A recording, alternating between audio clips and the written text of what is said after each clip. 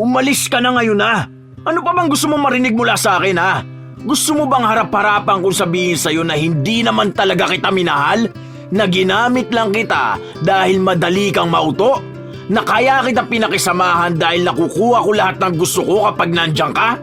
Ano pa bang kailangan mo?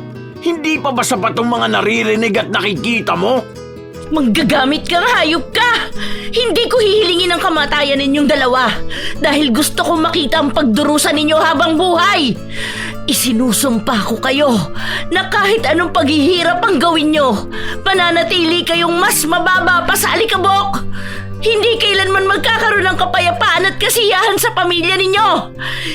Higit sa 10 beses na pagdurusa ko ang mararanasan ninyo.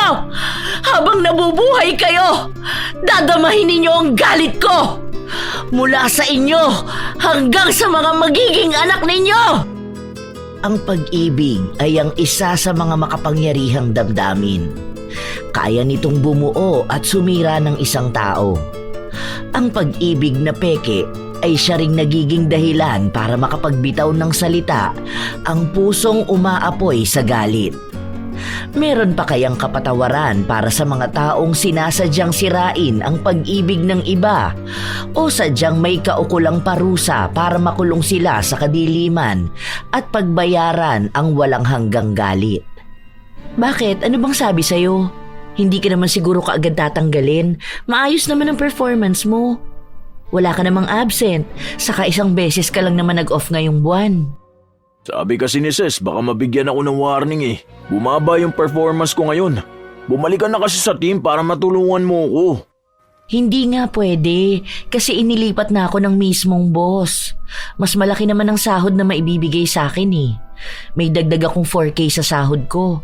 Kung babalik ako sa team, mawawala yun. Isa pa kasi yan si Maricel eh, nakakabuisit. Yung mga hawak kong account hindi naman pala maayos. Palibasa naiinggit yung sa akin eh. Di ba nung nasa team ka, ikaw ang pinakamataas na performance. Tapos ako pumapangalawa, tapos siya pangatlo. Ngayong nilipat ka na, ako naman ang nanguna. Pero sinasabutahin naman ako. Tignan mo kapag ako nabuisit sa kanya, aabangan ko yan sa labas. Manahimik ka nga, mamaya may makarinig pa sa'yo. Ipatawag ka na naman sa HR. Alam mo na nga nangyari nung nakaraan eh. Muntik mo siyang batuhin ng cellphone. Mabuti na lang napakiusapan ko ang HR na huwag kang tanggalin. Ayusin mo naman kasi. Wala ka pang 1 taon dito, halos lahat nakaaway mo na. Paano hindi ko makakaaway ang mga yun? Ang yayabang nila. Ngayon nila ako pinagtutulungan kung kailan wala ka. Mga plastic sila eh.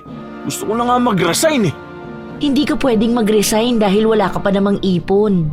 May binabayaran ka pang motor. 1 taon pa bago mo matapos yun.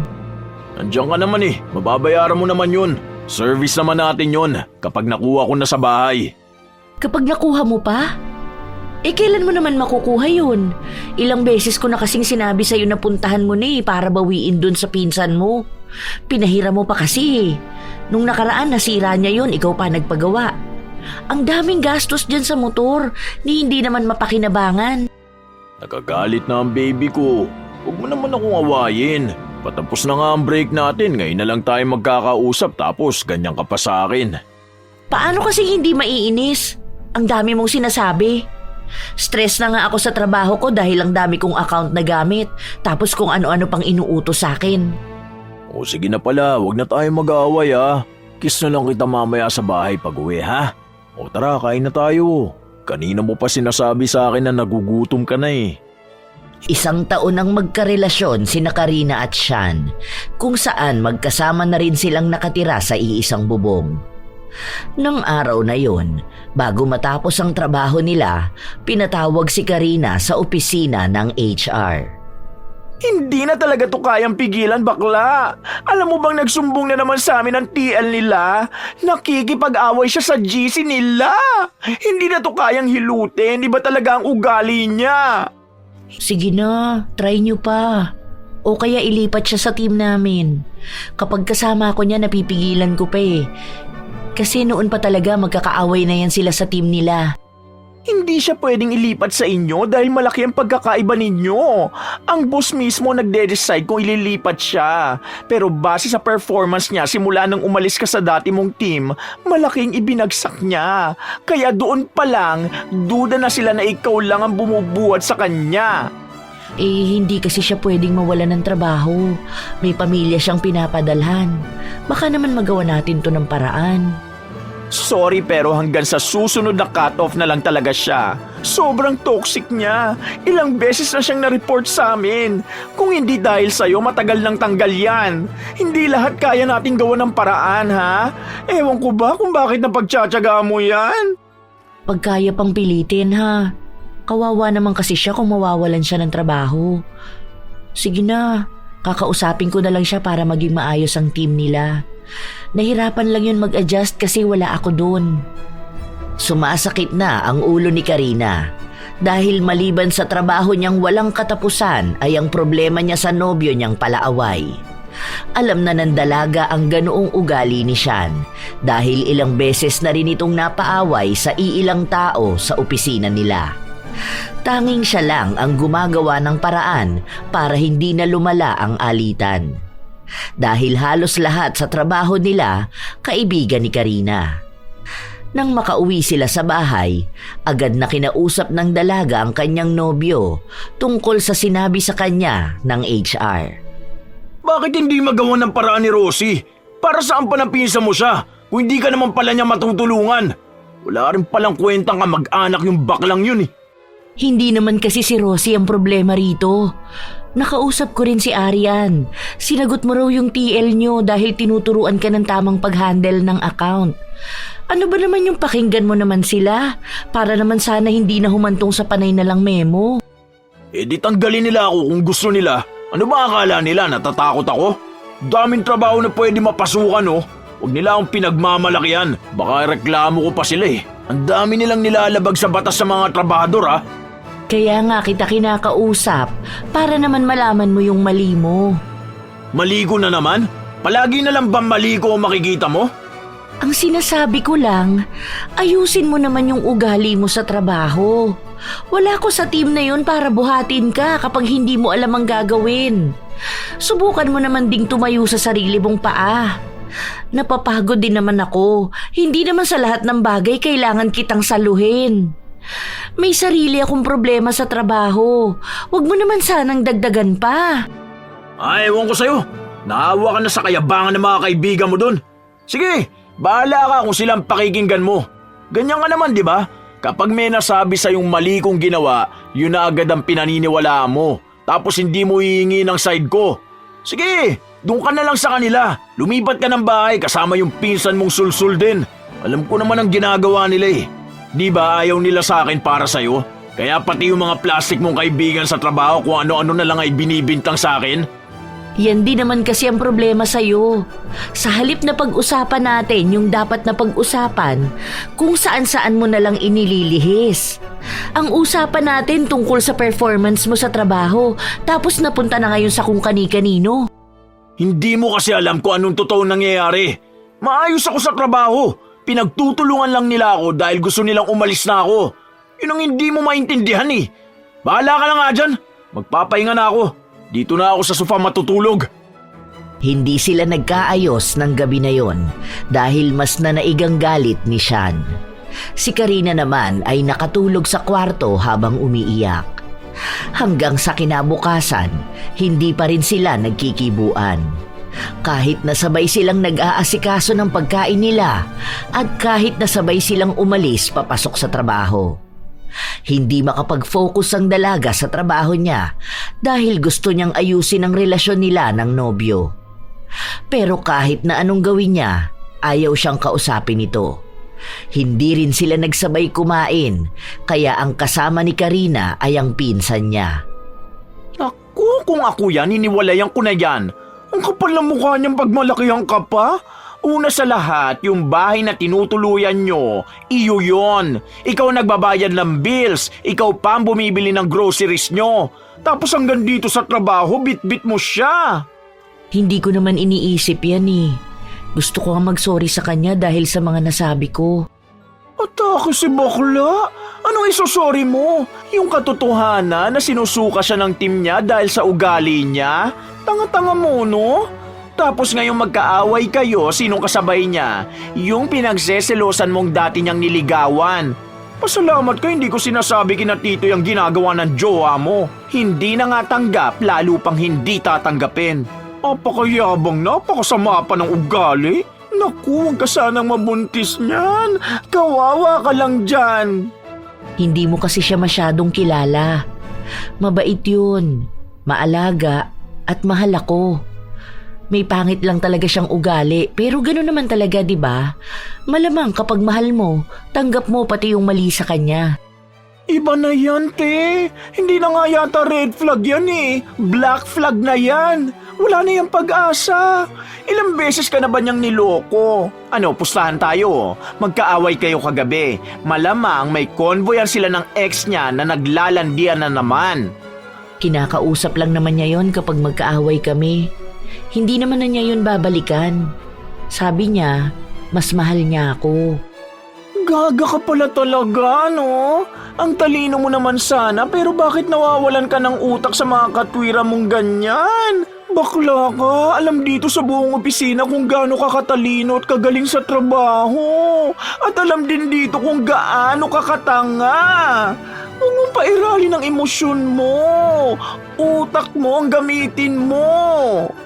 Huwag mo na nga siyang siraan sa akin. Hindi pa nga kami magkabati eh. Exactly! Hindi kayo magkabati pero masaya siya. Alam mo kung bakit? Kasi alam niya marami siyang reserba. At kahit na gawin niyang pampalipas oras yung mga babaeng yun, tatanggapin mo pa rin siya. Ops, medyo over pala sa pampalipas oras. Kasama ka pala dun. Sorry kung nasaktan ka ha. Intentional yon. Eme. Tatagal ba kami ng 1 year kung di niya ako mahal? Ay, tatagal talaga kayo. Ikaw ba namang buhatin mo lahat sa kanya eh? 1 year lang kayo, 9 years sila ng ex niya. Tandaan mo, meron pang ibang babae bago ikaw. Di ba nga, si Leia na first love niya at 9 years sila. Tapos si Darlene na pinagsabay kay Leia. Tapos nung naghiwalay sila ni Darlene, balik kay Leia. Tapos ikaw naman ngayon. Tingnan mo, after mo balik yan kay Leia. Masakit to mga sinasabi ko sa'yo, pero mas masakit to kapag nagkatotoo na talaga. Pupusta ako sa sarili ko. Kapag hindi yan nakipagbalikan kay Leia after nyo maghiwalay, magpapakalalaki na ako. Kaya kung ako sa'yo hanggat maaga pa, tigilan mo na yan. Iwalayan mo na yan. Hindi mo na yan mababago. Ganyan na yan simula pa noon. Hindi na nawala sa utak ni Karina ang mga salitang sinabi sa kanya ng pinsan niya. Ang daming gumugulo sa kanya. Lalo na at bumabalik sa utak niya ang ginawa sa kanya noon ni Sean nang minsan silang magkaroon ng pagtatalo. Nabasa niya na nakikipagbalikan ito sa dati niyang kasintahan habang sila pang dalawa. Pinatawad niya lang ito dahil sinabi sa kanya ni Sean na nadala lang siya ng emosyon niya dahil akala niya ay hihiwalayan siya ni Karina. Hindi yun unang beses dahil madalas niyang nahuhuli si Sean na nakikipag-usap sa mga babae na pinagseselosan niya. Matapos ang trabaho, hinihintay ni Karina ang nobyo sa tapat ng elevator nang makita niya itong nakikipagtawanan at harutan kay Jeline. Kanina pa ako naghihintay, bakit ngayon ka lang lumabas? Talagang hinintay mo ring makauwi ang babae mo? Inaan mo nga yung boses mo, nakakahiya ka. Pinagbibintangan mo na naman ako eh. Kaibigan ko lang yan. Ah, kaibigan pala yung dating nililigawan at kalandian. Wow, so pwede na rin ako makipag-friends dun sa mga nanligaw sa akin. Pwede pala yun ah. Sige, pagdating nun bukas makikipag-friends na ulit ako sa kanya. Kita mo na, may gusto ka talaga kay DJ. Wari ka pa. Baka nga pasimple kayo naglalandian nun eh. Kaya ayaw mong umalis sa team na yun dahil may lalaki ka pala. Tapos ngayon ako ang pagbibintangan mo? O no, hindi ka makapagsalita dahil totoo no? Uuwi na ako. Sa bahay tayo mag-usap. Agad na sumunod si Sean sa nobya nang pumasok ito sa loob ng elevator. Hindi sila nagpapansin ng dalawa, pero bakas na may galit na nararamdaman si Karina. Gusto niyang mang-away pero naiisip niya ang kahihiyan na aabutin nila. Pagka-uwi nila, doon na nagpatuloy ang kanilang away. Ano? Gusto mo na ba makipag-iwalay? Sige, total meron ka naman bagong lalaki. Baka nga hindi totoo yung sinasabi mo sa akin na walang namagitan sa inyong dalawa. Pero kung makatingin ng DJ na yun sa'yo, akala mo siya ang boyfriend mo. Kaya naman pala todo po sila sa akin na matanggal ako, no? Kasi gusto nilang matuloy ang love story nyo. Mas boto sila doon, di ba? Kaya nga kinikilig sila kapag kayo magkasama eh. Pwede ba? Ilabas mo si DJ sa problemang to. Kahit minsan wala ka nakitang naging ugnayan naming dalawa. Nililihis mo na naman ang kasalanan mo eh. Ano pa yung pakikipaglandian mo kay Jeline? Kay Leia? Kay Nona? Kanino pa ba? Gusto mo bang isa-isahin ko ngayon ang mga babaeng nilalandi mo kahit na may girlfriend ka? Ako kahit friends ko, bawal kong kausapin dahil pinaghihinalaan mo kung niloloko kita. Naku, binabalik mo na naman yung dati nangyari. Ano, gusto mo na naman akong sisihin sa pakikipag-usap ko kay Leia nung nahuli mo ko? Kaya hindi na maayos-ayos tong relasyon natin eh. Ang toxic mo masyado dahil sa kakahinala mo na yan. Oh, wow! Ako pa ngayon ang toxic! Oo, dahil panay ka overthink. Lahat ng gagawin ko pinagdududahan mo. Para sa chat lang magagalit ka na? Magkaibigan lang kami ng ex ko. Aba punyeta, ayos! Magkaibigan kayo ng ex mong girlfriend mo ng 9 years. Pakikipagkaibigan pala yung pagtanong kung kumain na siya, kung pumasok na siya, kung nakauwi na ba siya. May good night, good morning. Tapos mag-aayang lumabas sa day off mo. Samantalang sa akin, ni minsan hindi mo ako inayang kumain sa labas. Kung hindi pa ako magsabi sa'yo, wala kang gagawin. Tapos ako pa magbabayad. Ang toxic ko, no? Kasi naghihinala ako sa ganyang klase ng friendship. Super close pala, pang BFF premium si ex. Wala ka kasing tiwala sa akin. Tayo na nga magkasama eh. Naku, kapag tinutoo ko talaga yung hinala na yan eh. Kapag tinotoo? O baka totoo na? Alam mo na nga na may trust issue ako sa ginawa mo, hindi mo pa rin tinitigilan? Hindi ba dapat i-block mo yung ex mo para sa ikatatahimik natin? Unti-unti ko na nga binabalik ang tiwala ko, pero mas lalo mong pinapalala eh. Uy, bakit ko ibablock ang ex ko? May pinagsamahan kami nito. Magkaibigan nga lang kami, ano ba mahirap intindihin doon? Alam naman niyang may girlfriend ako eh. Ikaw lang kasi talaga may problema. At yung pakikinig mo sa mga payo ng mga kaibigan mo. Hindi ko na alam! Nababaliw na ako! Hayaan mo kasi sila. Sinisira lang nilang relasyon natin eh. Maayos naman tayo kung hindi mo sila paniniwalaan. Sa akin ka kasi magtiwala. Mahal kita. Hindi kita lulukuhin. At lalong hindi kita ipagpapalit. Nilambing ni Sean ang nobya para kumalma ito. Ipinakita niyang mahal niya ito sa kabila ng mga ginagawa niyang nagpapasakit sa damdamin nito. Pinaglutuan niya rin ng paborito nitong adobo ang nobya para ipakita ang pagmamahal niya rito. Naging maayos silang dalawa at pinakita ni Sean na hindi na niya kinakausap ang dati niyang kasintahan. Lumipas ang mga araw, bumalik ang sigla ng relasyon nila. Hanggang sa araw na natanggal na sa trabaho si Sean. Kahit na anong pilit ni Karina, hindi na naibalik ang nobyo. Kahit na ang mismong amo na nila ang kausapin, wala pa ring napala ang dalaga. Kung alam ko lang na last day ko lang yun, dapat sinuntok ko na si Maricel eh. Masyadong atribida yung pangit na yun. Maghanap ka na lang ng trabaho mo. Ako na munang bahala sa bahay. Yung lahat ng sahod mo, ipadala mo sa inyo. Kailangan ng lola mo ng pera, di ba? Eh paano naman yung sa motor ko? Paano ko hulugan yun? May makukuha kong commission. Ako na munang magbabayad doon. Pwede bang umuwi muna ako sa amin kahit na 3 araw lang? Kukunin ko na yung motor ko para yun na lang ang pagkakitaan ko. Siguro mag-aangkas na lang ako. Mas maganda yun. Wala akong amo. Hindi katulad dito na ako ang pinagtutulungan. Iiwan mo ko ng 3 araw sa bahay? Eh pwede ka ba sumama? Pwede naman ako magpaalam. Basta itapat ng holiday yung isa. Kailan pa ang may holiday? Next month pa yun. Ano, maghihintay pa ako hanggang next month bago makauwi sa amin? Gusto mo, sabihan mo ang kapatid mo na sa bahay muna tumuloy para may kasama ka.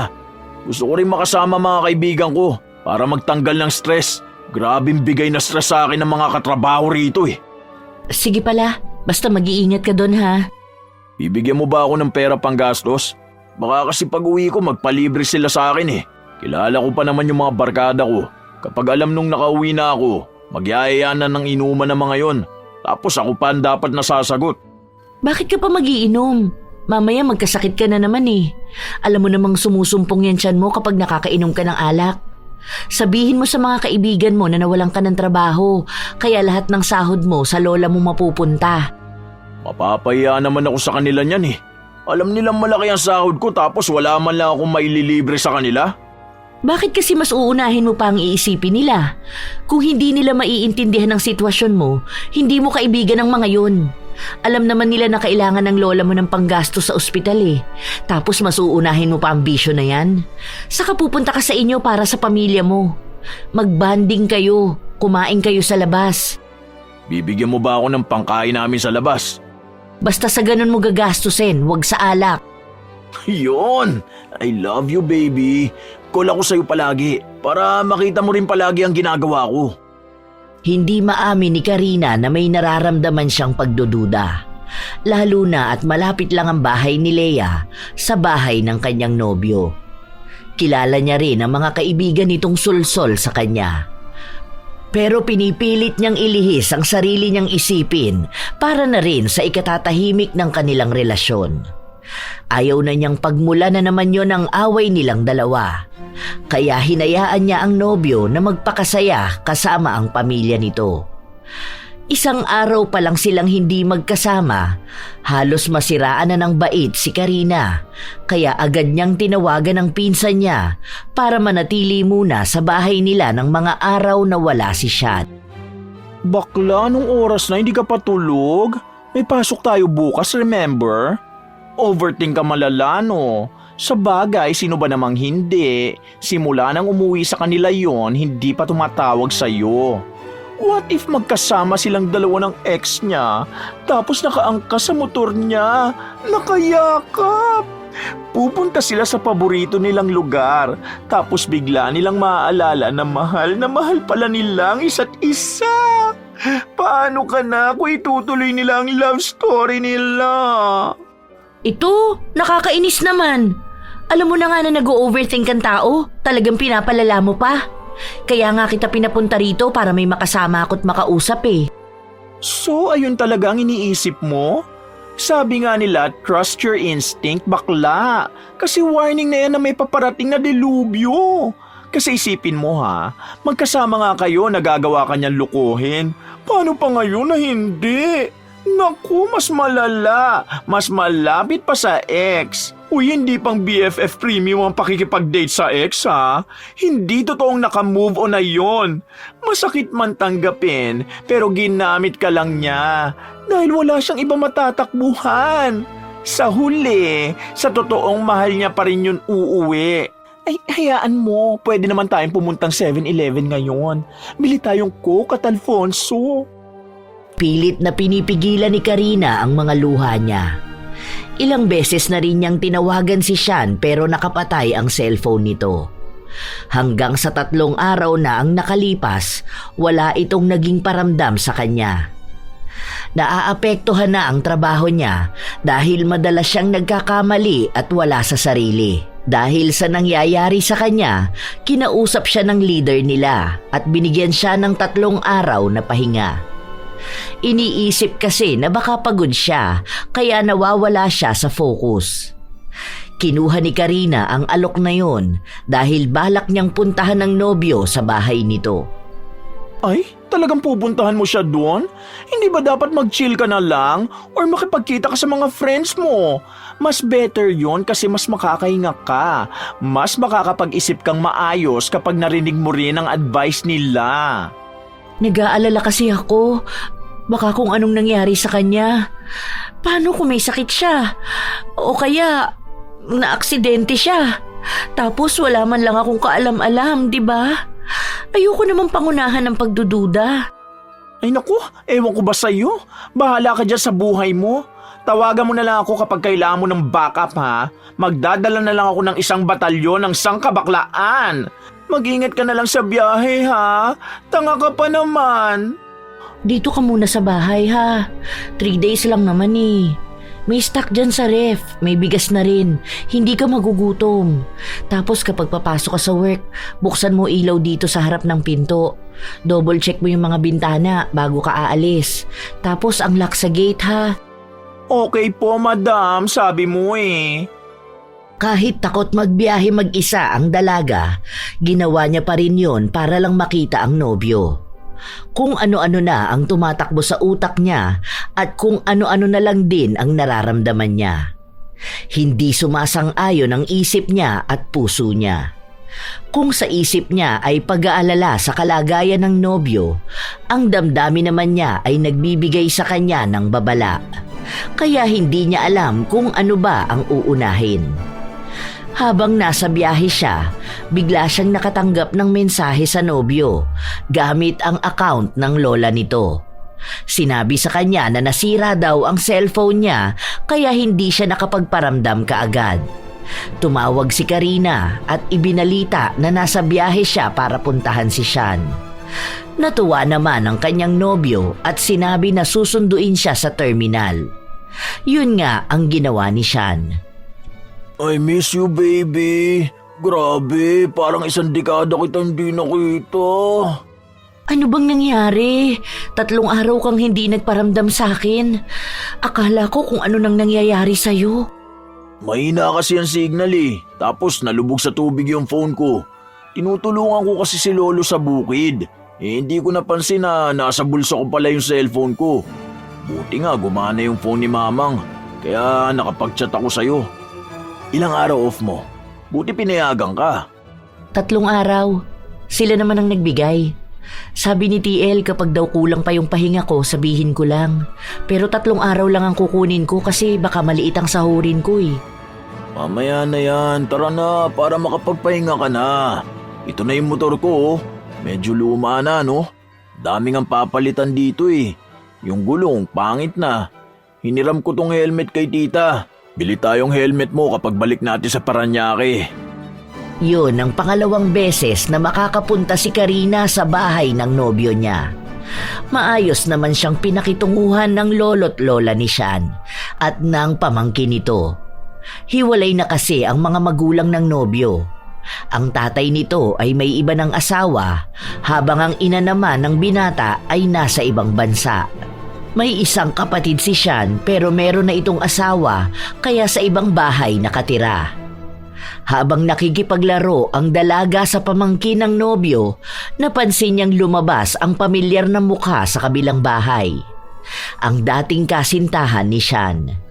Hindi ito pinansin ni Karina. Alam niyang wala rin naman silang dapat pag-usapan. Nang kinagabihan, inaya si Karina ng mga kaibigan ng nobyo para makipag-inuman sa kanila. Huwag ka na lang magpunta. Ako na lang ang magsasabi na ayaw mo uminom. Mas maganda kung magpahinga ka na lang. Okay lang naman, hindi naman ako magpapakalasing eh.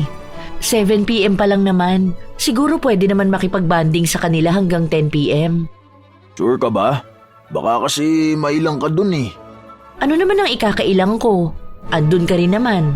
Saka para makilala ko rin ang mga barkada mo. Ang nakilala ko pa lang kasi yung pinsan mo na sinamahan natin noon sa Malate. Baka di mo trip mga biruan dun eh. Medyo sensitive ka pa naman. Ano bang klase biruan nyo dun? Kung hindi naman nakaka-offend na tungkol sa akin, hindi naman siguro. Bakit ba parang ayaw mo ko sumama? Baka may iba namang dahilan. Ano na namang pinaparating mo? May pinaparating ba ako? Nagtatanong lang ako sa'yo. Hindi na, wag na tayong tumuloy. Dito na lang tayo sa bahay. Umiiral na naman yung pagiging immature mo eh. Yan ang ayoko sa'yo eh. Kaya nag-aalangan ako isama ka. Mamaya doon ka pa sumpungin, doon pa tayo mag-away. Nakakaya naman sa kanila. Bakit? Ano bang sinabi kong masama? Maayos naman ang usapan natin, di ba? Ikaw ang nagbibigay ng maling ibig sabihin. Ano, magmumukha na naman ako masama nito? Kapag hindi ka nagpakita sa kanila, anong sasabihin nila sa akin? Pinipigilan kita, na pinaghihigpitan kita. Kung ganito lang pala tayo ngayon nagkita tayo, sana hindi ka na lang nagpunta rito, di ba? Hanggang dito ba naman aawain mo ko? Nagpatuloy ang pag-aaway ng dalawa hanggang sa inawat sila ng lola ni Shan. Dahil sa hiya ng dalaga, siya na lang ang tumahimik. Ilang oras din silang hindi nagpansinan, pero sa huli, sinuyo pa rin ng binata ang kanyang nobya. Bati na kasi tayo, baby. Sorry na. Mainit lang talaga ang ulo ko kanina eh. Kasi naman, kaya ka nga nandito para magpahinga tapos sasama ka pa sa inuman. Tara, labas na lang tayo. Hanap tayong kakainan. Gusto mo ba ng barbecue? Hindi na, matutulog na ako.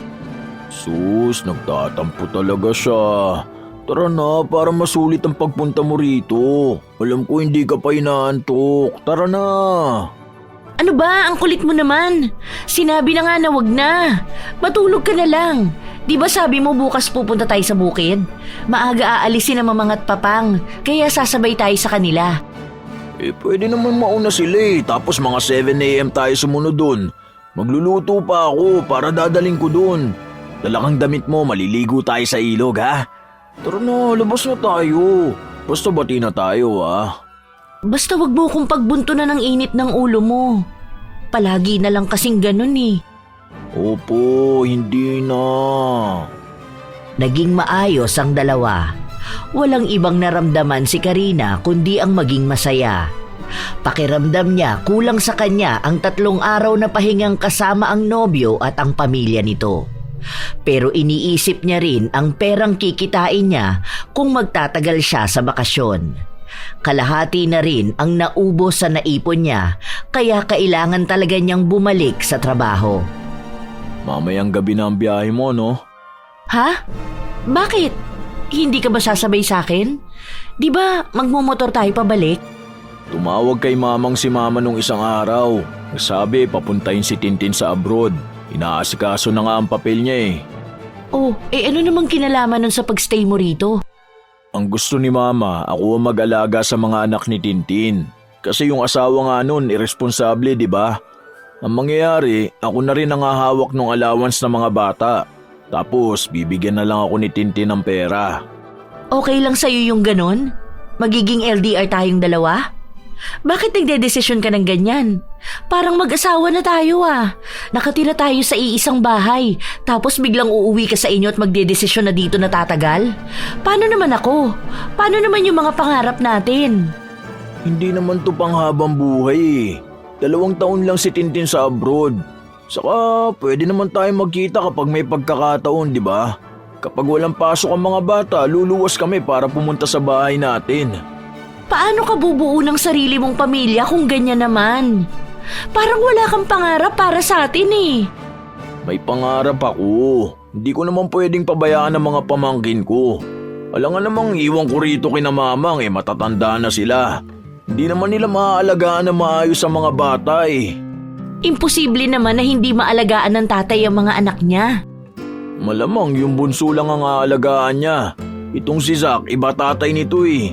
Di ba nga nung nakaraan na ikwento ko sa'yo na hinampas niya ng tabo yung bata dahil lang nakukulitan siya? Paano kung wala pa si Tintin, di ba? Baka mas malala pang gawin niya. Bahala ka. Oo nga pala, baby.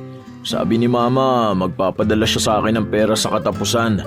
Nasabi ko kasi sa kanyang sira ang phone ko eh. Isa pa yan.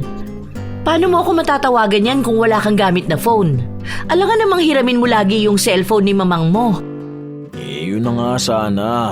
Baka pwedeng bili tayo ngayon para kapag nasa biyahe ka, patawagan kita. May pambili ka na ba? Sabi mo sa katapusan ka pa kamo padadalhan. Swipe mo na lang muna sa credit card mo. Di ba tumaas naman ang credit limit mo? Nasa 100k na yan, kamo. Iniiwas ko na nga ang sarili ko sa gastos. Malapit na ang December, kailangan ng pera. Ilang buwan pa naman yun. Babayaran na lang kita kapag naipadala ni mama ang pera. Sige na, wala nga naman maghihintay pa ako hanggang sa katapusan. Sige, ikaw rin. Paano mo ako matatawagan? Oo na, sige na. Magkano ba yung halaga ng phone? May nakita akong phone. Honor yun eh. Nasa 22k. Ang mahal naman yan. Basta ibigay mo sa katapusan ha. Hindi ko na ipapa-installment. Lumagpas ang gastos ni Karina higit sa inaasahan niya. Nagpasabay pa ng grocery ang nobyo dahil sinabi niya na wala pang binibigay ang kanyang ina para sa gagastusin nila sa bahay. Ngayon kasi na wala na siyang trabaho, ang ina na lang niyang nasa ibang bansa ang tanging maaasahan nila. Umuwi si Karina nang hindi kasama ang nobyo. Sa paglipas ng mga araw, bibihira na lang silang makapag-usap, madalas pa silang nagtatalo. Nangyari sa'yo, bakla? Ang putla mo na nga, ang haggard mo pa. Ano ba yan? Bakit ang pangit mo naman? Hindi lang ako masyadong nakapag-ayos. Puyat din kasi ako eh. Halata nga dyan sa mga mata mo. Ano, nagtalo na naman ba kayo ng baby mo? Alam mo, mas magandang tapusin mo na yung relasyon nyo. Tingnan mo nga yung sarili mo. Mukha kang kawawa. Hindi ka naman ganyan noon eh. Ganito talaga kami pag hindi magkasama. Palagi kami nag-aaway at hindi nagkakaintindihan. Hindi rin kasi ako sanay na panay lang sa call at chat. Yun pa naman ang pinakaayaw ko sa lahat. Kaya nga tutol ako sa LDR eh. Alam naman niya yan eh, pero anong ginagawa niya? Mas pinili niya manatili sa kanila. Alam din naman nating pareho na hindi niya kayang LDR. Sa totoo lang, another real talk ha. Kung ipinagpalit niya ang ex niya sa'yo na malapit sa kanya, kaya ka rin niyang ipagpalit ulit sa ex niya na malapit na sa kanya ngayon. Sabi nga nila, once a cheater, always a cheater. Op, huwag mo yung dahilan sa akin na mahal ka niya at may tiwala ka. Hindi yun marunong magmahal. Tama na, wala ako sa mood makipag-usap ng ganyan. Lumipas ang mga araw, nagiging malamig ang pakikitungo sa kanya ng nobyo. Umaabot ng 3 araw na wala siyang natatanggap na tawag o chat. Hindi niya na rin maiwasan na gabi-gabing umiyak sa kaiisip kung ano ba talagang maaaring mangyari sa relasyon nilang dalawa. Dumadagdag pa ang mga sinasabi sa kanya ng pinsan niya. Halos babaliw na si Karina sa dami ng problema na dumating sa kanya. Hindi lang sa relasyon kundi sa trabaho, pamilya at lalo na sa kalusugan niya. Ilang beses na niyang sinabi yon sa kanyang nobyo pero pakiramdam niya hindi siya pinapakinggan nito. Pakiramdam niya ay kalaban niya ang mundo at mag-isa lang siyang lumalaban. Hindi ka ba pwedeng magpunta rito kahit na ilang araw lang? Sobrang hirap na ako mag-isa rito. Arte mo naman. Kaya mo naman yan noon eh. Alam mo na nga na nagbabantay ako kay Zack tapos tumutulong ako kina mamang sa bukid. Magtawag ka ng kaibigan mo o kaya yung pinsan mo. Hindi naman pwedeng sila dalang palagi. Gusto rin naman kita makasama eh. Nag-uusap naman tayo ah. Panay na nga ako call sa'yo. Ang dami kong hindi nagagawa kakatawag sa'yo. Hindi pa ba yung sapat? Alam mo naman na iba pa rin kapag magkasama tayong dalawa. Parang nawawalan ka na ng oras at pagmamahal sa akin.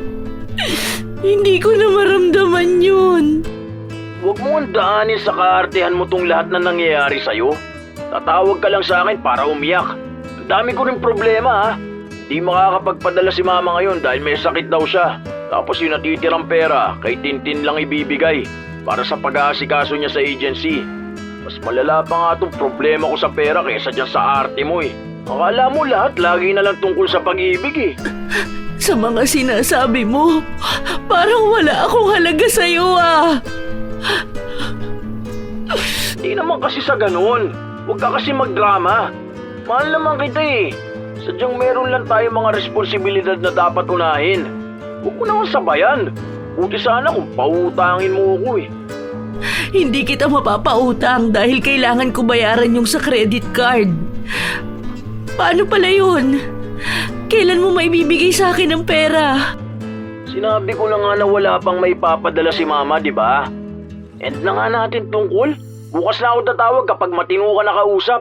Sana naman huwag ka na mag-inarte sa akin bukas ha. Bye! Pakiramdam ni Karina siya ang mali dahil lang sa nararamdaman niya ang kakulangan sa presensya ng kanyang nobyo. Nang kinabukasan, walang naging paramdam si Sean. Halos 5 araw ang lumipas bago ito nag-chat sa kanya at nanghihiram ng pera para sa ipambibili nila ng pagkain. Nagbigay ng 5,000 si Karina, bukod pa ron ang hinulog niya sa motor ng nobyo. Wala siyang ibang pinagsasabihan ng mga nangyayari sa relasyon nila dahil alam niyang magagalit ang mga kaibigan niya kapag nalaman nila ang kanyang ginagawa. Sa paglipas ng mga araw, naging mas malala pa ang pagiging malamig ng kanilang relasyon. Para bang isa na lang sa kanila ang naghihintay na bumitaw para matapos yun. Pero ayaw ni Karina na dumating ang katapusang yun, kaya pilit niya pa ring sinisilaban ang pag-ibig na matagal nang nanlamig. Happy Mansari, baby! 1 year and 4 months na tayo. Kailan ka pupunta rito? Miss na kita. Alam mo, miss ko na yung paggala-gala natin dito sa Manila, tapos yung mga chismisa natin araw-araw. Kapag gabi, kahit na anong oras pa yan, lalabas tayo para humanap ng makakain. Tapos tambayan natin kada sahod, yung samgyupsalan sa Baklaran. I miss you, baby. Uwi na po ikaw. Happy Mansari. Nagpapaka-uwi ka na naman dyan. Ewan ko kung kailan ako uuwi. Sasabihan naman kita eh. Baka next year na. Ha? Bakit? Akala ko magkasama tayo sa Pasko. Tapos sa bahay ka mag-New Year. Dito na lang ako sa bahay. Para kasama ko rin si na Mamang. Last year magkasama naman tayo eh. Okay na yun. Paano naman sa birthday ko? Eh ikaw na lang magpunta rito kung gusto mo. Sabi mo lalabas tayo, di ba? Nag-aaya ka pa nga magpunta sa Baguio. Birthday ko naman yun eh. Kahit 2 araw lang tayong magkasama. Panay ka gastos. Baguio? Ano naman gagamitin natin pera? Wala nga akong trabaho eh. Umaasa lang ako sa padala ni Mama. Pwede yan kung ikaw gagastos. Sama ko si Zach para makagala rin. Hindi ka pa rin ba maghahanap ng trabaho mo? Hindi naman panghabang buhay na sa mama mo lang ikaw aasa. Tumatanda na rin ang mama mo. Tapos ikaw nasa 30 ka na eh. Dapat gumagawa ka na ng paraan para sa ikagaganda ng buhay mo. Hindi naman pwedeng ako lang yung gumagawa ng paraan para sa pangarap nating dalawa. Basta, alam kong ginagawa ko sa buhay. Di mo kasi ako naiintindihan eh. Di mo alam kung anong mga gusto kong magawa at maabot. Palibasa, ikaw may maganda kang trabaho eh. Kahit saan ka magpunta, tatanggapin ka. Magaling ka sa lahat ng bagay, di ba? Nagagalit ka ba sa akin? Pinagsasabihan lang kita kasi nag-aalala din ako. Gusto ko na mag-settle down. Gusto ko na bumuo ng pamilya. Kaso, paano tayo bubuo kung hanggang ngayon hindi mo pa rin alam kung anong plano mo sa buhay mo? Hindi pwedeng hanggang ganyan ka na lang. Anong balak mo? Mag-alaga ka na lang ng pamangkin at bigyan ng 2,000 kada buwan? Mas mahal pa yung luho mo kaysa sa binibigay sa'yo eh. Ngayon sinusumbatan mo na ako? Alam ko naman na noon pa man mababa na ang tingin mo sa akin, di ba? Wala naman akong magagawa kung ito lang ako eh. Hindi kita minamaliit. Tinutulungan pa nga kita eh. Dahil ayoko naman na ganyan ka lang. Tapos kapag wala kang pera, anong sasabihin mo sa akin? Feeling mo tinatakwil ka sa inyo kasi wala kang maibigay. Tapos magrarant ka sa akin na kinukumpara ka sa mga pinsan mo na may naabot na sa buhay, na may naipundar na. Ayoko lang na maging maliit din ang tingin mo sa sarili mo. Kaya gusto kitang tulungan na makaangat. Kasi hindi lang naman yan para sa'yo o para sa akin eh. Para to sa ating dalawa at sa pamilya na balak nating buuin. Wala kang pagkakaiba sa kanila. Masimpleng pagkukumpara yung ginagawa mo. Ewan ko, mas mabuti pa kung maghiwalay na lang tayo eh. Kesa naman yung ganito tayo palagi. Mag-focus ka na lang sa karir mo. Kesa makisama ka sa akin na wala ka mong pangarap. Mansari natin ngayon. Dapat masaya tayo, di ba? Bakit naman mauuwi to sa hiwalayan? Hindi ako may kasalanan. Binibigyan na kita ng pagkakataon. Dahil baka para doon ka talaga sa lalaking mas may kakayahan na sabayan ang pangarap mo. Pasensya ka na ha, pero pagod na rin ako. Ayoko na. Ano, gano'n na lang yon? Magsasabi ka na lang na ayaw mo na? Napagod ka na?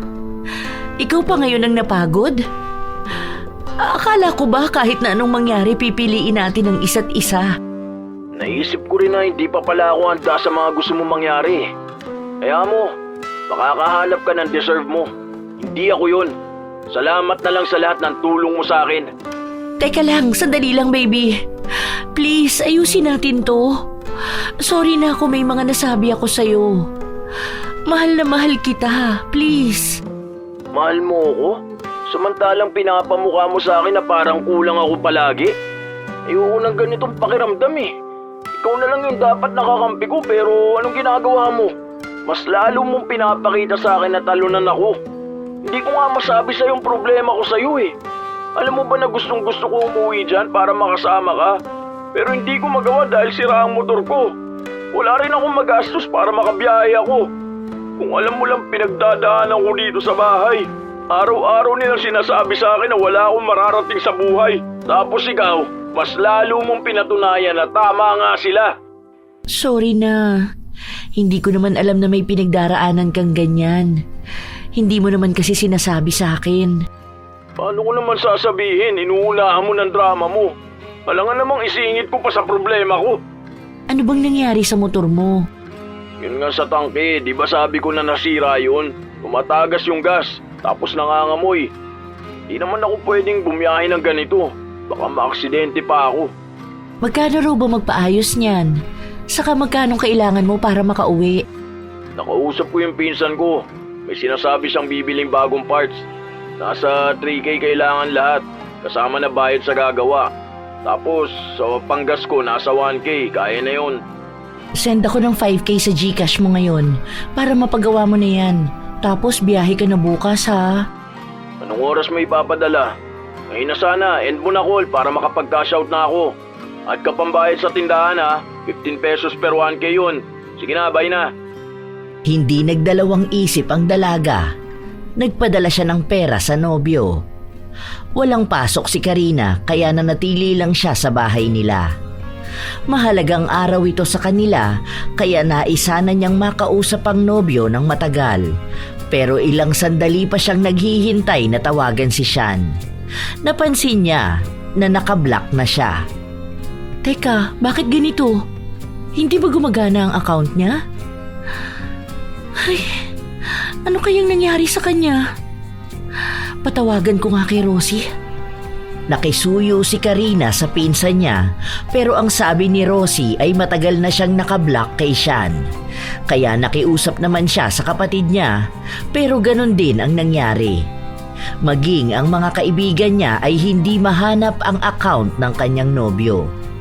Noong una, ang akala ni Karina ay nagloko lang ang Facebook ni Sean pero isa sa dati nilang kasama sa trabaho ang nagpadala sa kanya ng litrato. Screenshot yun ng story ni Leia kung saan magkasama silang dalawa ni Sean at halatang may namamagitan sa kanila. Hindi ba sasabi ni Karina na luma na ang litrato na yon dahil gamit ni Sean ang damit na ibinigay niya rito? At yun din ang suot ng nobyo kanina lang na magkausap sila.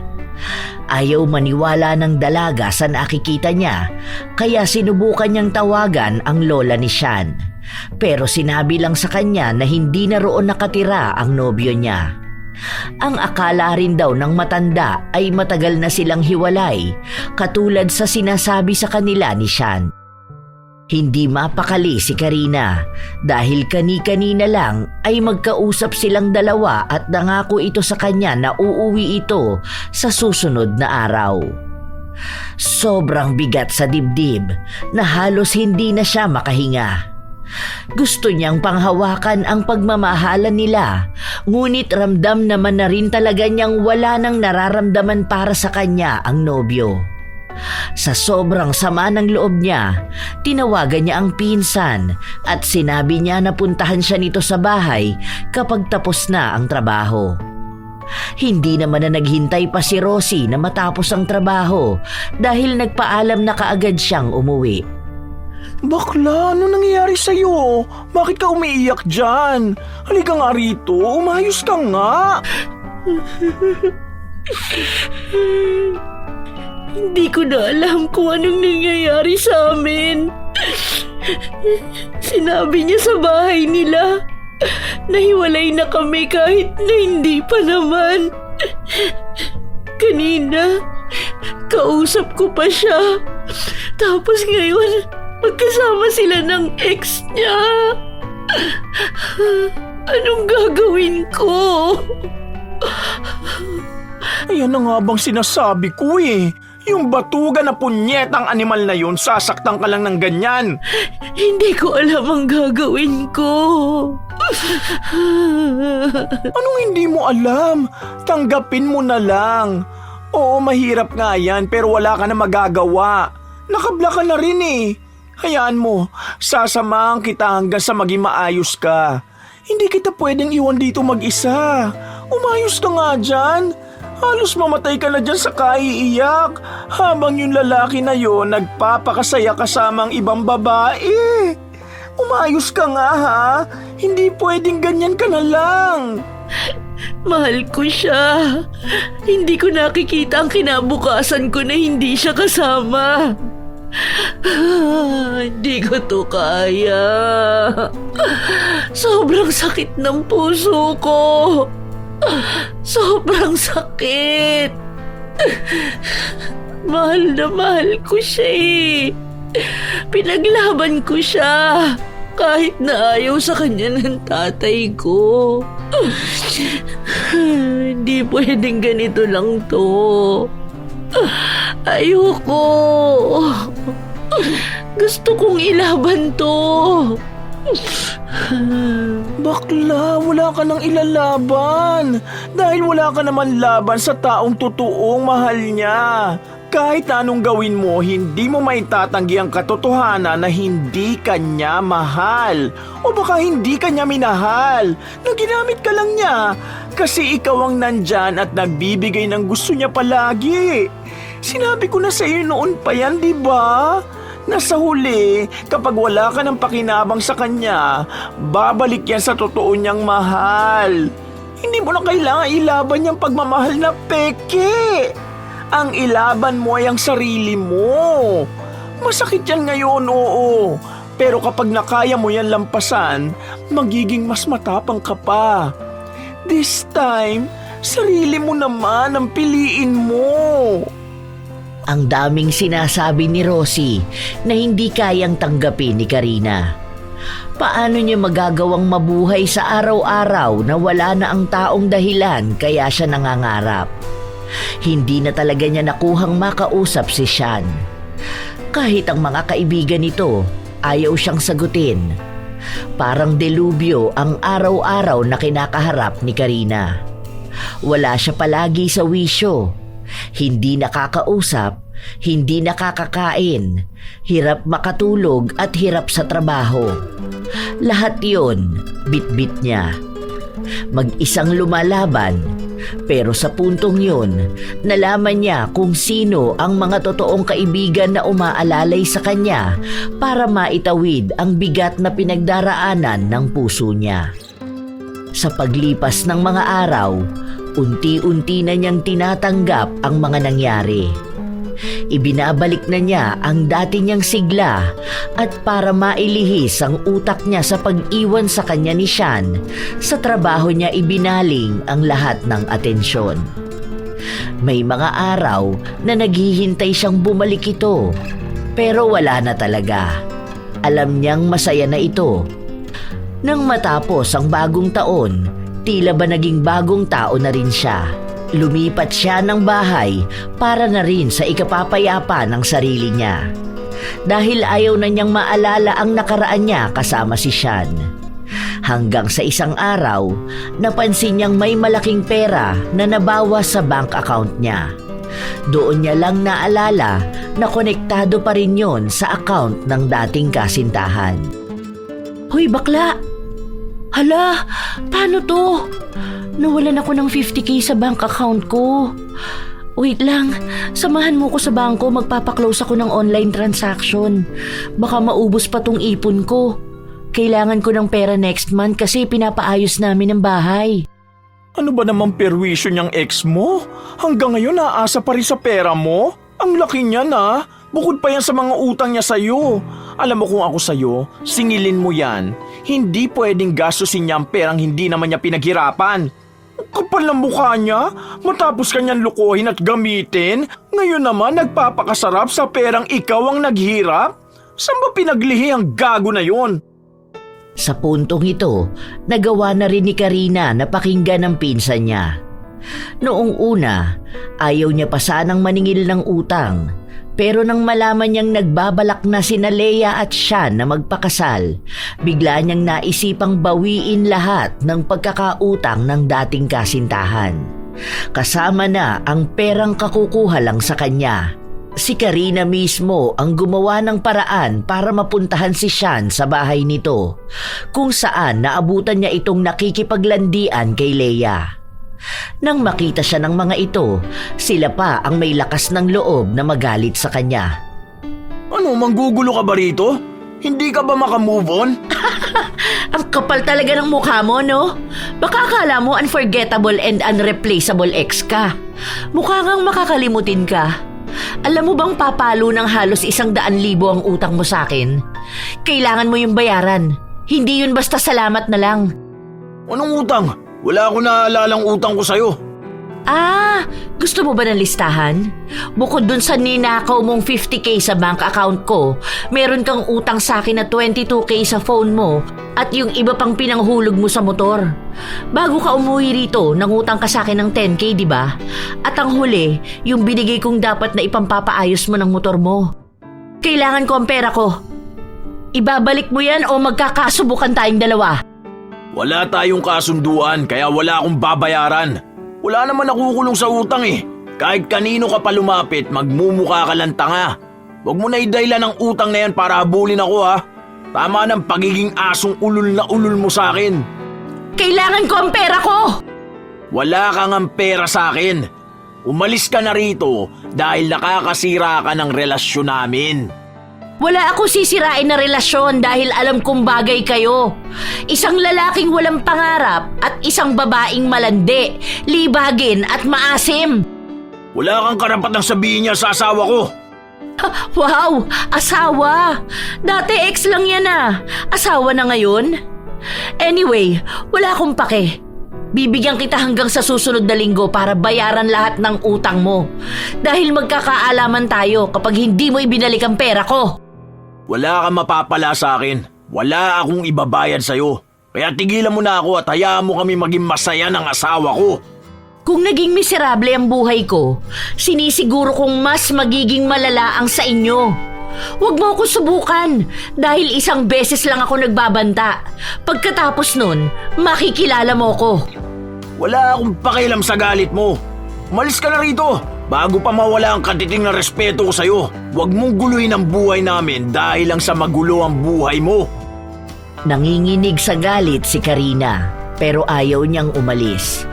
Alam niya sa sarili niyang wala na siyang nararamdaman, pero ang dami pa ring katanungan sa utak niya ang mangilang beses na nanghihingi ng kasagutan. Nakisali na rin si Leia sa pagtaboy sa kanya. Marami itong sinabing masasakit na salita sa kanya, pero bumubuelta rin siya sa mga ito. Hanggang sa nauwi sila sa pisikal na away.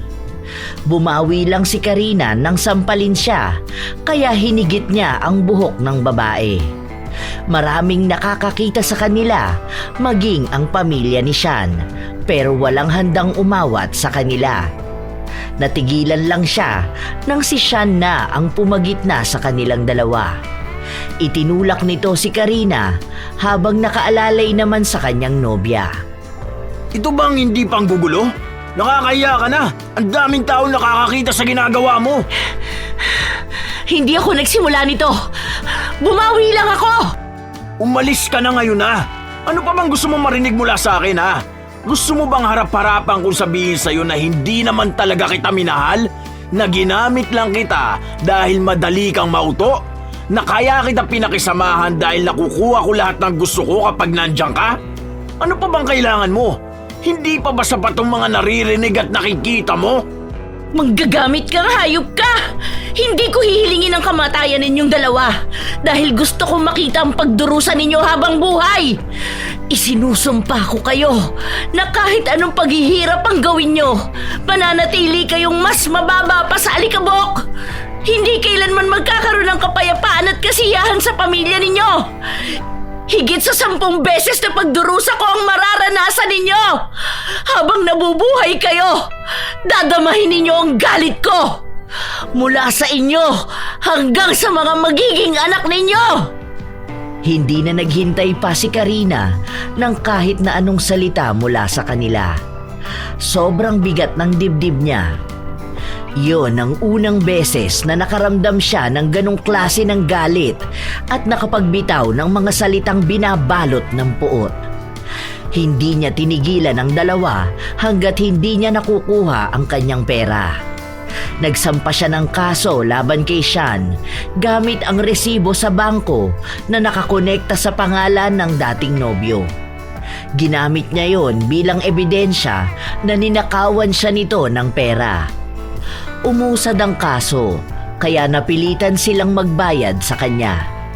O ano, magkano nang naibayad ng mga buwisit sa'yo? Nakikiusap nga sa akin na kahit 2K monthly daw maghuhulog sila. Kasi yun lang daw ang kaya nila eh. 2K monthly? Kailan sila matatapos magbayad sa'yo, Aber? Bakit hindi siya humingi ng tulong sa nanay niya o kaya sa kapatid niya? Parehong nasa abroad yun, di ba? Inabandona na raw sila ng nanay niya dahil lahat ng pera sa boyfriend na pinapadala. Tapos yung kapatid niya 2K binibigay sa kanya monthly. Ginigipit ko nga ngayon dahil nagsabi na baka next month na lang siya magbigay kasi nga gagamitin nila yung pera.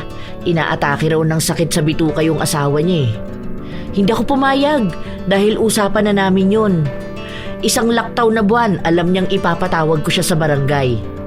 Kilala ko yun. Matapang lang yun pero duwag yun. Wow, tumatapang na si Ante.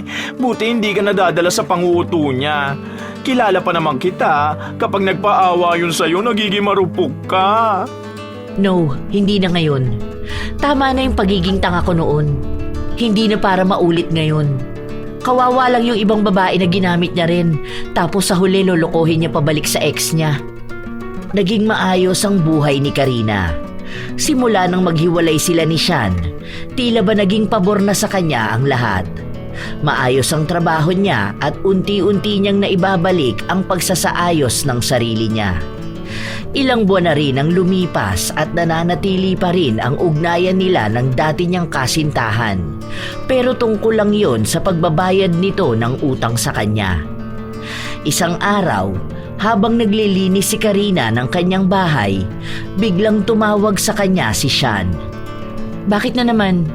Kung makikiusap ka sa akin para sa hulog mo, noon pa malinaw nang hindi ako papayag na lalaktaw ka. Ilang buwan ka palang naghuhulog tapos 2K lang. Ni hindi na nga ako nagtubo. Makikiusap sana ako sa'yo na pautangin mo ako. Ang kapal naman ng mukha mo para mangutang pa sa akin. Hindi ka pa nga bayad sa dati mong utang. Kailangan kasi namin ng pera ngayon eh. May sakit si Leia tapos gusto ko sana na paoperahan siya. Hindi naman ako makapaghanap ng trabaho dahil walang tumatanggap sa akin. Hindi naman kasi ako nakapagtapos ng pag-aaral. Wala rin akong magandang skills. Sige na, unti-untiin ko naman bayaran eh. Hirap na kami rito. Wala na rin kami makain. Oh, bakit sa akin ka lumalapit? Nasaan ang pamilya nyo? Nakablock nga ako ngayon kay Mama. Ayaw na rin niyang padalan si na Mamang. Naibenta na yung lupa dahil na-ospital si Mamang.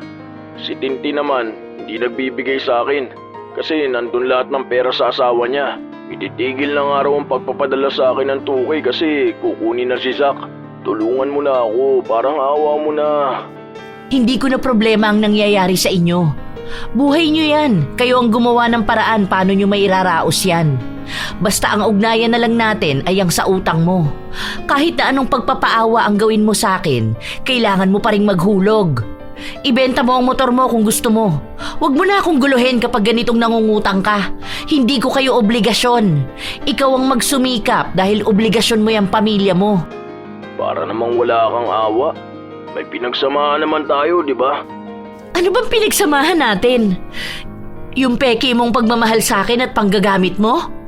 Pasalamat ka na lang na hindi na ako gumanti sa inyo. Yung nangyayari na yan sa'yo, karma mo na yan. Pagbayaran nyo yan dahil sa dami rin ng tao na inagrabyado nyo. Alam ko na hindi lang ako ang ginanito mo. May iba pang babae na nagdusa dahil sa pagiging walang iya mo. Mahirap talaga kapag nagkakasingilan na ng mga kasalanan eh. Sana lang wala ng ibang babae pa ang magdusa pa dahil alam kong hahanap ka na naman ng ibang gagamitin. Nagmamakaawa ako sa'yo. Tulungan mo kami. Wala na ako ibang malalapitan eh. Babayaran naman kita kapag nagkaroon na ako ng pera. Huwag ka naman maging ganito kasama sa akin. Hindi ito pagiging masama. Natututo lang akong tumanggi dahil alam kong sa huli ako rin ang mahihirapan. Kung sana mas inuna mo magkaroon ng pagsisikap sa buhay mo, hindi ka sana nagmamakaawa para sa pera ng ibang tao. Wala akong maitutulong sa'yo. Pinatay ni Karina ang tawag at kahit na ilang beses pang tumawag sa kanya si Sean, hindi na niya yon sinagot. May kaunting kirot sa puso niya dahil nakakaramdam pa rin siya ng awa kahit na gaano kasakit ang ipinaramdam sa kanya noon ni Sean. Sa paglipas ng mga araw, hindi siya tinigilan ni Sean na kulitin, lalo na at nagiging mas mahirap pa ang pagsasama nila ng asawa niya. Tulungan ko kaya sila? Parang ayoko kasing tumanggi sa tao kasi naaawa ako. Tama lang yun sa kanila. Hindi mo na kasalanan kung nangyayari sa kanila yung ganon. Stop na sa pagiging people pleaser ha. Learn to say no. Hindi mo sila dapat isalba sa karma nila. Bigla ko lang kasi naisip yung sinabi ko noon. Sinumpa ko sila eh. Alam mo naman kapag galit ako, di ba? Kapag nagsasalita ako ng hindi maganda sa kapwa ko, nagkakatotoo. What if yung nangyayari sa kanila dahil din sa akin? Abay, di mas maganda, nakabawi-bawi ka rin, no? Imagine, sobrang grabe ang ginawa niyang panloloko sa'yo. Tama lang yon. Huwag kang makonsensya kung siya nga hindi nakukonsensya eh. Ni minsan ba narinig mo siyang humingi ng tawad sa'yo? Di ba hindi naman? Ibig sabihin, wala siyang pagsisisi. Sa'yo lang lumalapit yun dahil tinetest lang nila kung utu-utu ka pa rin ba. Huwag ka na magpagamit, okay na yun. Hindi mo kasalanan kung miserable ang buhay nila dahil deserve nila yon. Okay? Focus ka sa self mo. Huwag kang maging selfless sa mga taong selfish. Kahit na may awang nararamdaman si Karina, naging matigas pa rin siya sa pagtulong. Kaya nang isang beses silang magkatagpo ni Sean, nagkaroon sila ng pagtatalo. Sa mga talaga ng ugali mo, no? Di ko akalain na ganyan ka pala. Nasa loob talaga ang kulo mo. Ang tigas mo! Bakit sa akin ka nagagalit? Hindi ba dapat magalit ka sa sarili mo dahil ikaw ang dapat na tumutulong sa asawa mo? Hindi yung inaasa mo ang buhay niyo sa ex mong hindi mo kamo minahal. Humihingi lang ako ng pakisuyo ko sa'yo pero ganyan ka na? Alam mo bang hirap na si Leia? Kapag umaatake ang sakit niya, wala akong magawa. Tapos wala na kami makain, hindi kami makapaganap ng trabahong dalawa. Ikaw ito may magandang kabuhayan eh. Ikaw pa itong nagdadamot. Sana makarma ka rin. Nakakatawa isipin na sa lahat ng mga masasamang nangyayari sa buhay nyo, nagagawa mo pa ring magalit sa ibang tao. Ngayon alam ko na kung anong mas higit na karma ang dinaranas mo. Yun ay ang sarili mo. Hindi na ako magsasalita pa ng kahit na anong masasakit dahil sapat na sa aking alam kong wala kayong katahimikan. Ni wala akong pagsisisi na nakikita sa'yo. Masyado kang mataas, masyado kang mayabang kahit na wala ka namang ipagyayabang. Dahil wala kang konsensya, wala kang awa. Sana naisip mo rin yan nung panahon na ginagamit mo kami para sa sarili mong kapakanan. Mahal niyo ang isa't isa, magsama kayo magdusa sa buhay. Ilang beses siyang pinagsisigawan ni Sean pero walang kibo si Karina.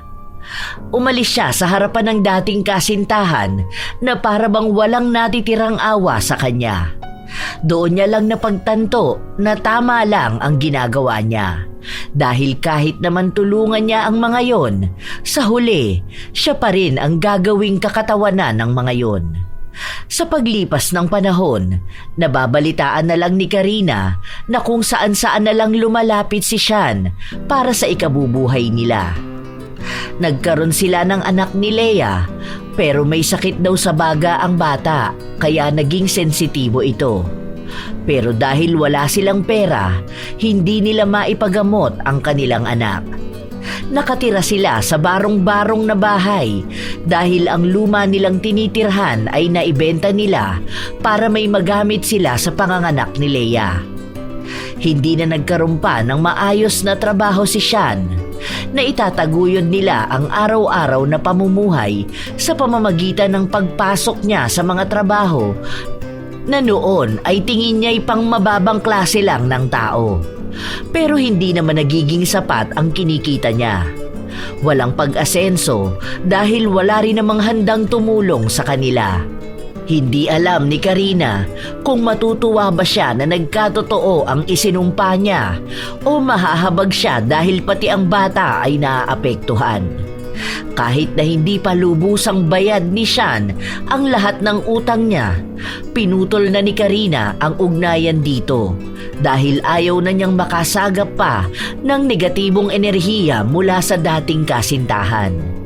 Basta ang alam niya lang, araw-araw nilang pinagdurusahan at pinagbabayaran ang mga kasalanan na nagawa nila. Alam mo, ewan dito sa mga kaibigan ni Sean, panay send sa akin ng update tungkol sa buhay nun. Akala ko ba kaibigan nila to?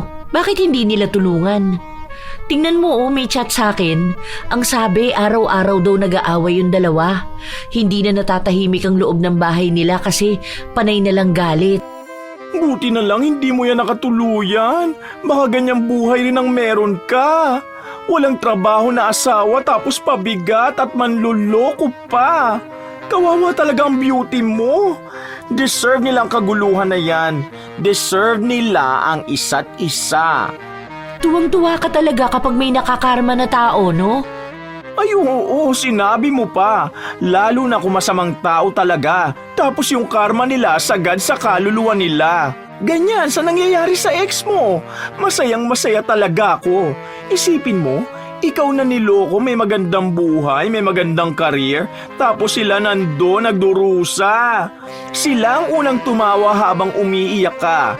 Ngayon na ikaw nang tumatawa, sila naman ang naghihinagpi sa buhay. Deserve na deserve makarma! Winner! Baliw ka talaga. Natatakot lang din ako sa mga salitang lumalabas sa bibig ko kapag galit ako. Sana wala na akong maisumpa na tao kasi talagang nagkakatotoo eh. Hindi pa naman nababawi ang sumpa. At sana rin mag-ingat ang mga tao na gumawa ng masama para naman hindi sila maisumpa. Hindi mo naman sila hinilingan ng masama ng walang dahilan, di ba? Out of galit yun sa ginawa nila sa'yo. Ay, tama na yan. Huwag na natin silang pag-usapan. Basta ikaw, maging masaya ka sa buhay mo. Huwag mo intindihin ang karma ng iba. Pero iniisip ko na siguro kung naging matinulang si Sean, hindi siguro ganyan ang mangyayari, ano?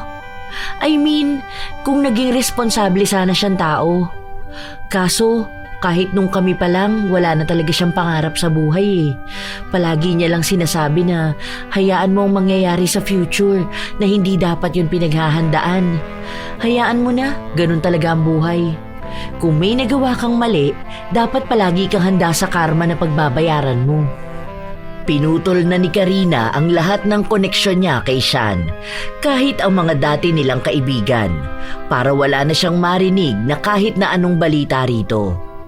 May mga pagkakataon lang talaga na hindi niya maaalis sa isipan niyang mag-alala sa nangyari sa buhay ng dating kasintahan.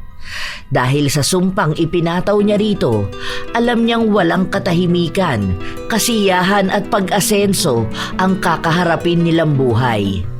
Kung siya ay nakalaya na sa sakit, ang mga yon ay hindi kailanman makakalaya sa kadiliman. Tuluyan na siyang walang naging balita tungkol sa kaganapan sa buhay ng dating kasintahan. Ang huli niyang naaalala na naibalita sa kanya ay nang mamatay ang anak ni Sean at Leia dahil sa komplikasyon sa baga.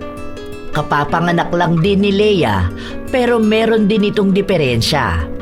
Sagad na ang mga pagdurusa nila pero wala naman na silang kakayahan na mabago ang kapalaran nilang isinumpa na. Bibit-bitin nila yon hanggang sa kanilang kamatayan. Nagpatuloy si Karina sa buhay niya hanggang sa lumipas ang panahon na nagkaroon na rin siya ng sarili niyang pamilya. Nakilala niya ang isang taong kaya siyang sabayan sa pagbuo ng kanilang pangarap. Kinalimutan na niya si Sean at ni minsan hindi na niya inalala kung anong buhay na ang meron nito. Sadyang merong mga tao na katulad ni Sean na ginugulo ang buhay ng ibang tao at nakikipaglaro ng damdamin. Ginagamit ang pagmamahal kapalit ng pera dahil lang sa walang matinong pangarap at plano sa buhay. Hindi nila iniisip na mayroong mas mabigat na kapalit ang maaari nilang pagbayaran. Huwag gawing laro ang pag-ibig, lalo na kung hindi kayang panindigan ang damdamin ng taong umaasa. Dahil ang pusong ginamit ay maaaring manahimik, pero ang galit na iniwan ay kayang bumalik sa paraang hindi inaasahan. At sa oras na yon, wala nang ibang matatakbuhan dahil walang taong nakakatakas sa sumpa ng kadiliman. Shout out sa ilan sa mga masusugid na tagapakinig ng mga istorya ni Lola Telang.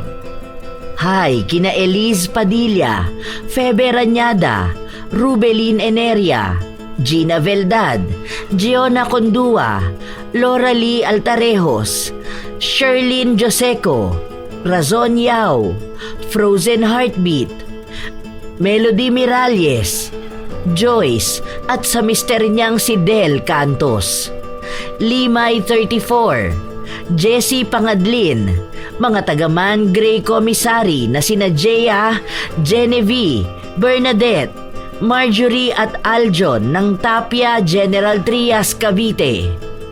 Kumusta kayo, Jessica Araneta, Matt Sarol, Alegioho family ng Layagon, La Castellana, Chantal Vlogs, Chris Lawrence Villanueva, Lydia Lopez, Charlie Cuaton at Almali family, Ray Galedo at sa Galedo family, Perry Winkle, Annalisa Puaso, Lurian Vitalicio at sa kanyang anak na si Natalie Vitalicio, Rafael Marcos, Raquel Hasegawa, Nancy Makasakit at sa kanyang mama na si Nancy Kibalo Makasakit, Rose Bakel, Lori V, Virgie Olikino ng Angono Rizal.